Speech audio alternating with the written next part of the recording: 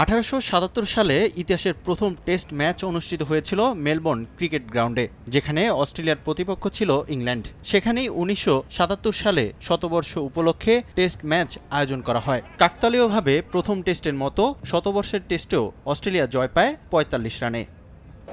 Test ক্রিকেটের ১৫০ বছর পূর্তি উপলক্ষে মেলবোর্নে বিশেষ টেস্ট ম্যাচ আয়োজনের ঘোষণা এসেছিল আগেই। এবার ক্রিকেট অস্ট্রেলিয়া নিশ্চিত করেছে ইংল্যান্ডের বিপক্ষে এই ম্যাচটি হবে দিবারাত্রির। ২০২৭ সালের ১১ মার্চ এমসিজিতেও শুরু হবে বিশেষ টেস্ট ম্যাচটি। খেলা হবে গোলাপি বলে।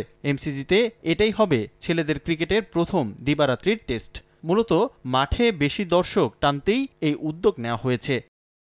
১৫০ বছরের পূর্তি রঙিন করতেই দিবারাত্রির টেস্ট আয়োজন করা হয়েছে বলে জানান ক্রিকেট অস্ট্রেলিয়ার প্রধান নির্বাহী। এমসিজিতে টেস্ট ক্রিকেটের ১৫০ বছর পূর্তির টেস্টটা ক্রিকেটের অন্যতম বড় ইভেন্ট হতে যাচ্ছে। ফ্লাড লাইটের নিচে এই ম্যাচ হবে খেলাটার সমৃদ্ধ ঐতিহ্য ও টেস্ট ক্রিকেটের আধুনিক রূপের উদযাপন। দারুণ এই উপলক্ষে বেশি মানুষের উপস্থিতিও নিশ্চিত করবে এই সিদ্ধান্ত।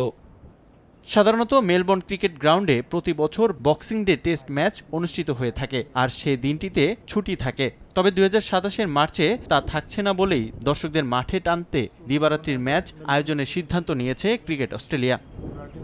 রিফাতুল ইসলাম মিরন, সময় সংবাদ।